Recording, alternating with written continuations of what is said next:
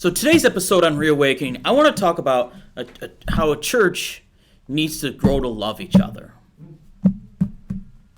You know, this is how it is able to minister to each other. Because if you go to a place and nobody loves each other, nobody cares about each other, there's no way that people are going to be like, I don't see Jesus here.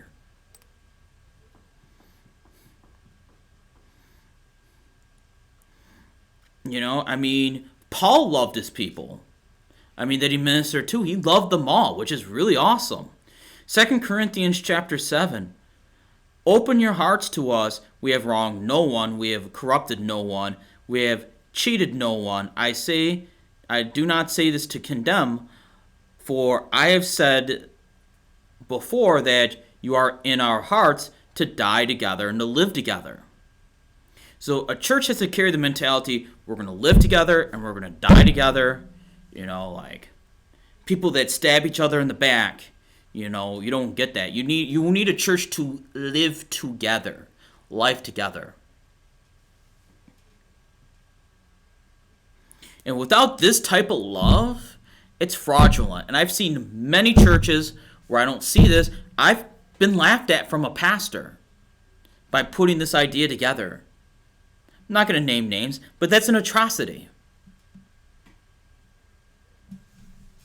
If you go there, you lead a Bible study, and, you know, they don't love each other, nobody's going to listen. Nobody cares.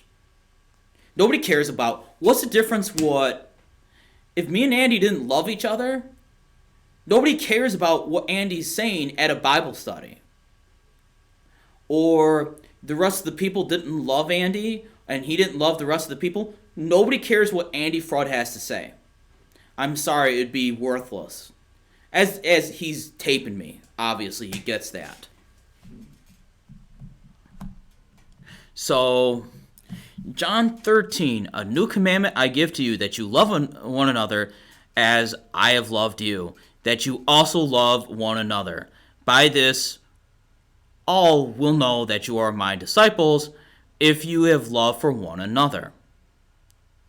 So they're going to sit there and you're going to know that who's talking, who's in your life.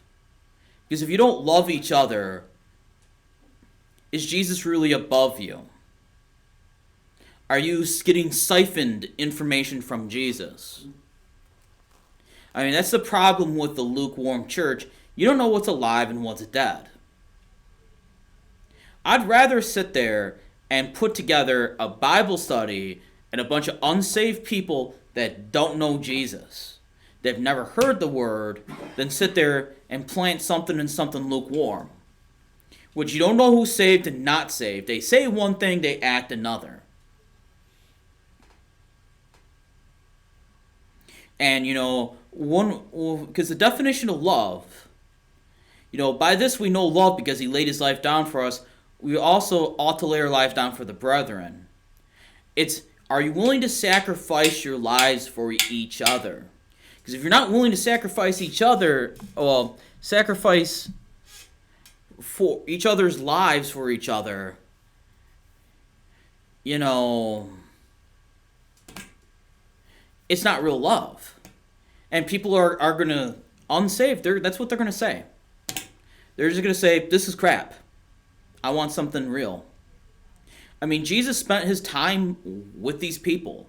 He spent 3 years ministering to them. He knew them back and forth. And the church is commanded to open up their hearts to each other. Without it, you might as well just throw it in the garbage disposal. You might as well sleep in on Sundays.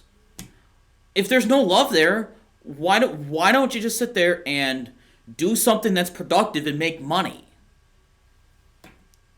But don't do that. Get your heart right with Jesus first. And guys, if you don't know Jesus, get to know Jesus. Because we've all had problems with adultery, with lying, stealing, you know, hatred up to death, you know, all these sins. You know, it's thou shalt not commit adultery, thou shalt not murder, thou shalt not bear false witness. You know, that's rough. You know, we've all sinned. And if you say your heart's good, if you did everything that was inside of your heart, what would happen? How many years would you spend in jail? And how many, what was it called? Marriages have you would have destroyed with adultery? So, if that's the case, so you need to, but that's the bad news. The good news is Jesus Christ died on the cross. You could sit there and repent. You could put your trust in him. It's Jesus saved me from my sins. And because he loves you. It's all you have to do. You repent, you put your trust, everything into Jesus you have. And guys, if you know Jesus and you're not sharing the gospel, you can be thrown in the same lake of fire as the unsaved are. Guys, I love you so much. Peace.